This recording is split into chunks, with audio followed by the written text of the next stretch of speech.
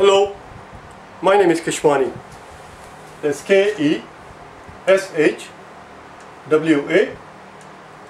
Keshwani.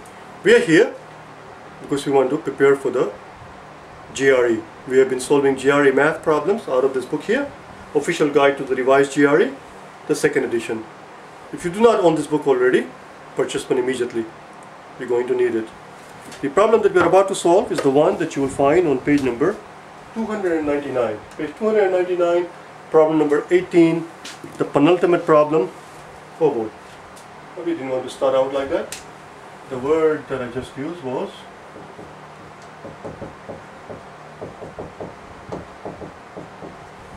penultimate. What does it mean, penultimate? Penultimate means exactly what it says here, because this is our second last problem. Penultimate is just a very fancy way of saying second to the last. Why do we use very fancy way of saying something? Because very fancy way is exactly what they expect you to know during the English portion of the exam. In the verbal part of the GRE, having a decent vocabulary is a must.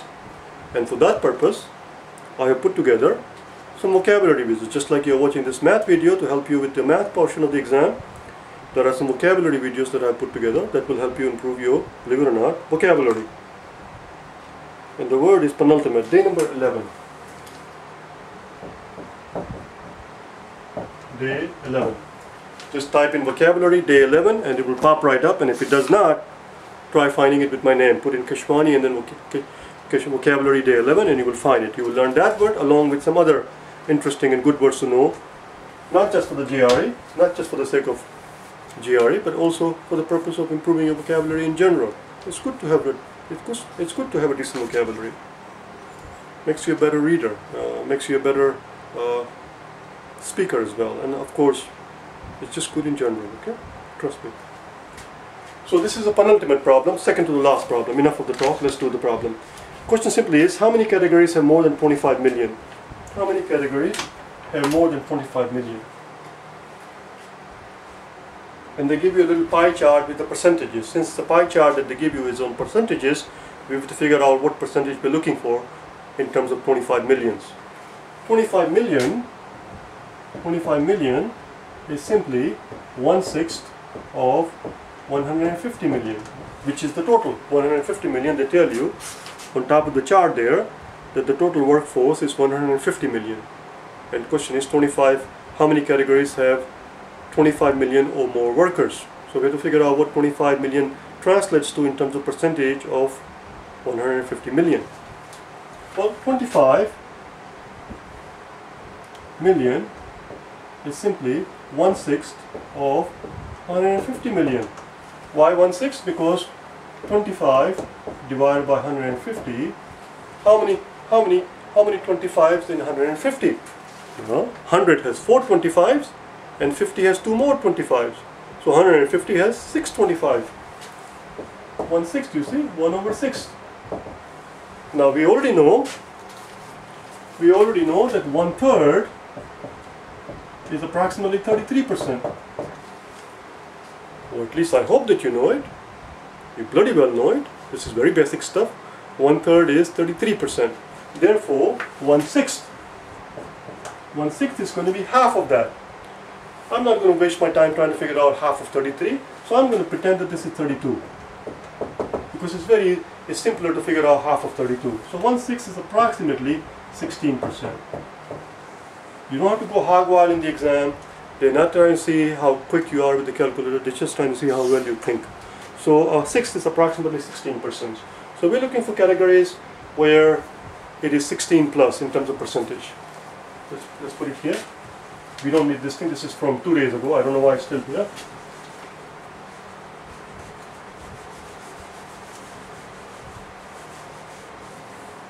So we are looking for categories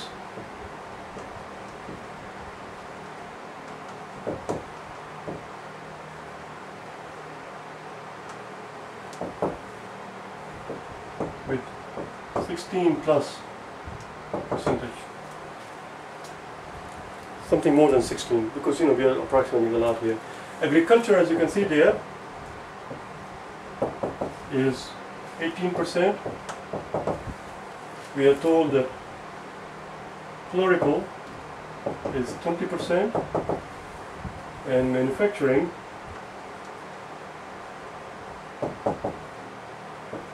is 28%. And every other category that you see in the pie chart is less than 16%. Services is only 15, managerial is only 10, sales is only 8.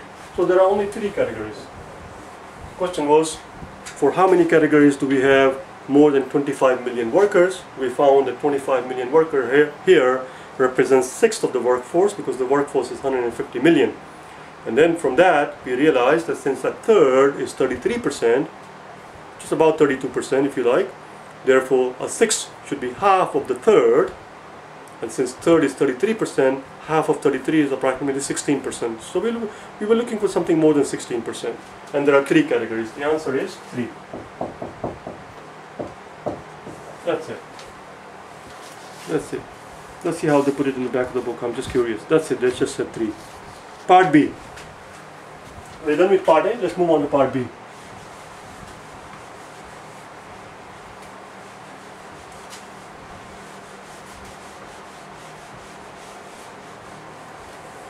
In part B, they're asking us the ratio of agricultural worker in 2001 to 2015. They just want us to calculate the ratio of the number of agricultural workers in 2001 to the number of agricultural workers in 2015. Let's find out what 2001 is. 2001 is 18% of 150. If you look at the first pie chart, agricultural workers are 18% of 150. You have to look at the top to figure out what the workforce is for each of these 2 years, because the size of the workforce changes. And in 2015 is 24% of 175. Of means multiply. Now listen, you can sit there and do the rest of the work like a geek, like a freak, like a nerd, in an academic way, in a proper way, in a nerdy way if you like. I don't want to do that because it takes a lot of time and it just gives me a headache. So what we're going to do here, this is how I would like you to think about it. If you come across something like this, think of these as a quantitative comparison question. Think of this as column A and column B. Because the question is, what's the ratio? Is that what they're looking for? Oh, they're looking for the ratio. I'm jumping ahead of myself. This is not going to work, what I'm about to say. They're looking for the ratio. So we have to do this divided by 150. I don't know why I did all of this thing. All of this was unnecessary. 18% of 150 and 24% of 175 is what we're looking for. Notice what I just did. It's supposed to be 18%, which is 0.18. It's supposed to be 24%, which is 0.24. But if you were to multiply the top and the bottom by 100, this decimal would disappear. So that's what I'm doing here. And all we have to do now is to simplify. So let's do it. Let's simplify together, see what happens. Let's divide top and bottom by 6. If we divide top and bottom by 6, 18 becomes 3 and 24 becomes 4. Let's divide top and bottom by 25. They are both nice multiple of 25s. How many 25s in 150? We just had this discussion a second ago. 100 has 4 25 and 50 will have 2 more 25s. 150 has 6 25s. And 175 has 1 more 25, 7. And that's it, that's your answer. Oh, we can go one more time. This is a 6, this is a 4. Let's divide top and bottom by 2. This becomes 3 and this becomes 2. That's it, we can't do any more. So here we end up with 3 times 3, which is a 9. And on the bottom we end up with 2 times a 7, which is a 14. That's it, that's our answer. The ratio is 9 to 14. The ratio is 9 to 14. Let's do the next thing, shall we? Part C. We're done with part B. This was part B. It's a bit too late for me to tell you that, but it's part B. That's it, we're done with this thing. I'll give you a second to do whatever it is that you want to do with it.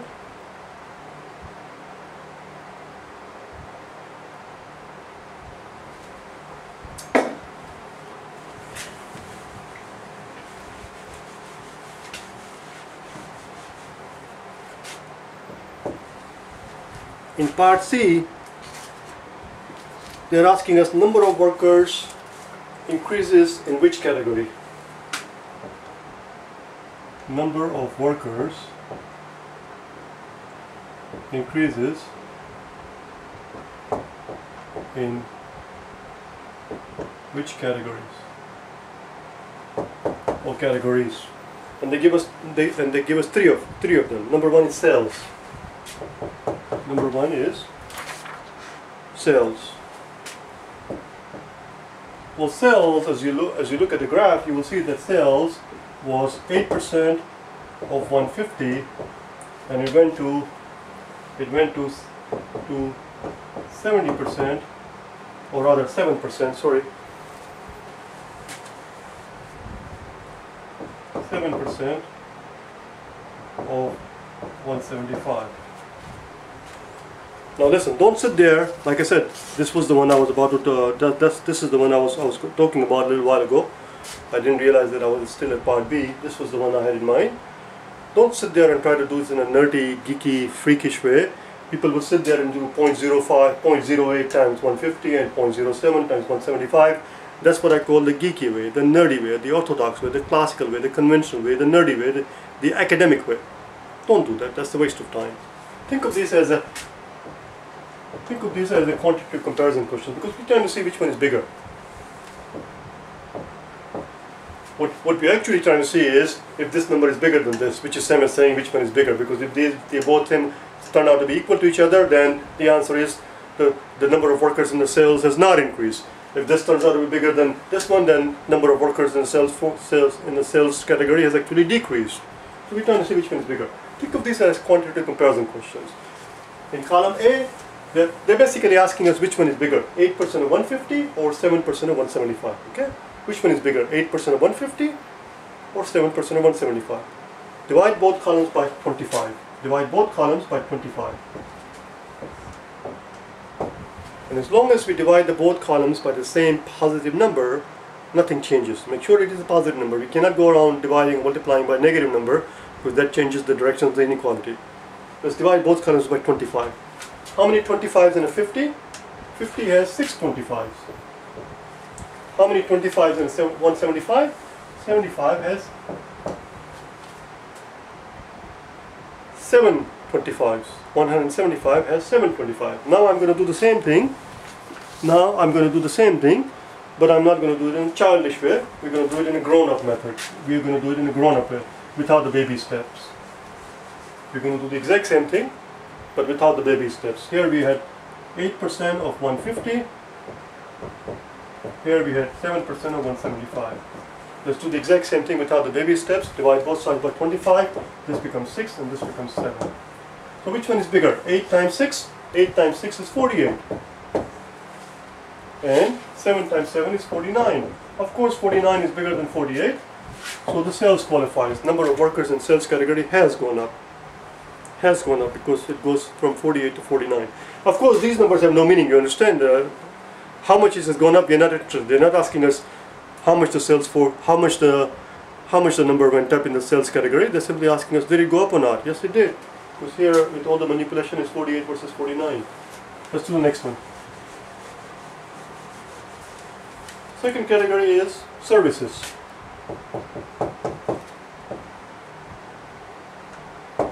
In services we have 15% of 150 versus 16% of 175. Now this is ridiculous. As you can clearly see that the number has gone up, because here we have a bigger percentage of a bigger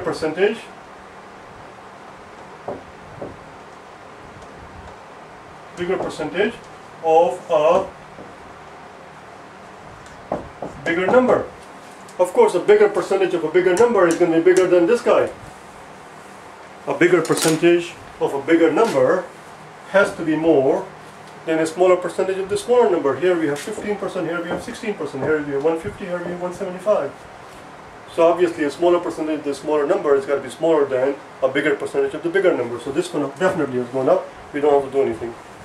Let's go to the third one.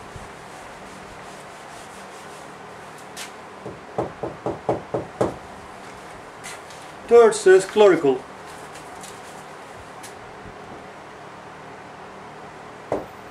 Clerical is 20%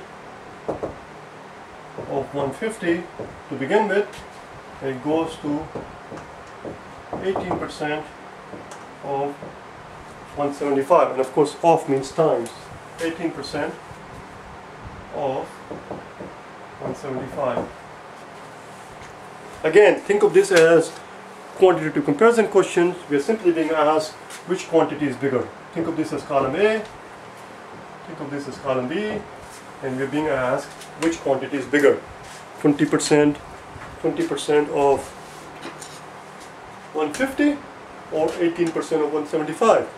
This is a very close call. We can't just conclude that this is 20% therefore it's bigger, or because it's 175 that is bigger. Let's do it out. It's very simple. Same as before. Let's divide both columns by, even though these are not columns, but think of these in terms of column, because that's what we're doing here when we are comparing these two quantities. We're comparing these two quantities, hence the quantitative comparison. Let's divide both columns by 25. If you divide this 150 by 25, it becomes 6. If you divide 175 by 25, it becomes 7. Let's divide both columns by 2. I see a 20 and I see a 18. Let's divide by 2. 20 becomes 10 and 18 becomes 9. So here we end up with 10 times 6, and here we end up with 9 times 7. Can you tell me which one is bigger, 9 times 7 or 10 times 6? 10 times 6 is 60. 9 times 7 is, well, I don't know what 9 sevens are, but I know 10 sevens are 70. 10 sevens are 70, therefore 1 7 less than that should be 63. And 63 of course is bigger than that. So it turns out all three categories saw an increase in the absolute number of workers. All three categories saw the increase. So the answer is all three. All three. 1, 2, and 3. All three categories saw an increase, registered an increase. Let's just stick with register because I cannot pronounce so. All three categories registered an increase in the number of workers. That's all. Alright? I'll see you tomorrow where we'll do the very last problem on the next page. It's been a long journey. Bye now.